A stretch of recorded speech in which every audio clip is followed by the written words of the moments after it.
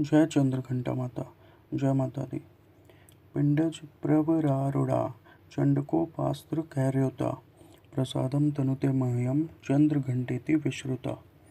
माँ दुर्गा जी की तीसरी शक्ति का नाम चंद्रघंटा है।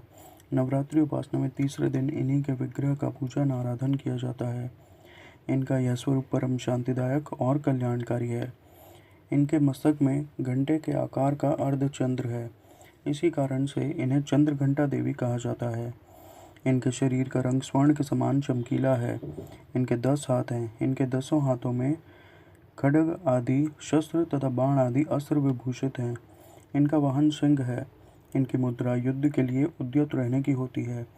इनके घंटे किसी भयानक चंड ध्वनि से अत्याचारी दानव दैत्य राक्षस सदैव प्रकंपित रहते हैं। नवरात्र की दुर्गा उपासना में तीसरे दिन की पूजा का अत्यधिक महत्व है।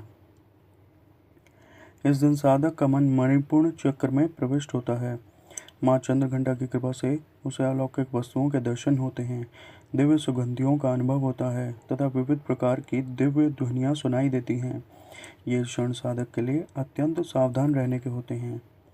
माँ चंद्रघंटा की कृपा से साधक के समस्त पाप और बाधाएं विनष्ट हो जाती हैं। इनकी आराधना सद्यः फलदायी है।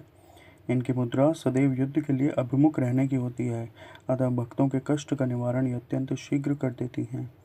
इनका वाहन सिंह है, अतः इनका उपासक सिंह की तरह पराक्रमी और निर्भय हो जाता है। इनके घंटे की ध्वनि सदा अपने भक्तों की प्रेत बाध आदि से रक्षा करती रहती है। इनका ध्यान करते ही शरणागत की रक्षा के लिए इस घंटे की ध्वनि निनादित हो उठती है। दुष्टों का दमन और विनाश करने में सदैव तत्पर रहने के बाद भी इनका स्वरूप दर्शक और आराधक के लिए अत्यंत सौम्यता एवं शांति से परिपूर्ण रहता है। इनकी आराधना से प्राप्त होने वाला एक बहुत बड़ा सद्गुण यह भी है कि साधक में वीरता, निर्भयता के साथ ही सौम्यता एवं विनम्रता का भी विकास होता है।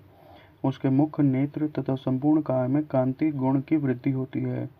स्वर में दिव्य अलौकिक माधुर्य का समावेश हो जाता है। माँ चंद्रघंटा के भक्त और उपासक जहाँ भी जाते हैं, लोग उन्हें देखकर शांति और सुख का अनुभव करते हैं। ऐसे साधक के शरीर से दिव्य प्रकाशयुक्त परमाणुओं का अदृश्य विकिरण होता रहता है। यह दिव्य क्रिया साधारण चक्षुओं से दिखलाई नहीं देती, किंतु साधक और उसके संपर्क में आने वाले लोग इस बात का अनुभव भलीभांति करते रहते हैं।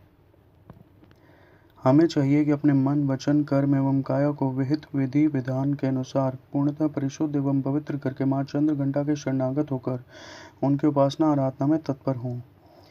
उनकी उपासना से हम समस्त सांसारिक कष्टों से विमुक्त होकर सहज ही परम पद के अधिकारी बन सकते हैं।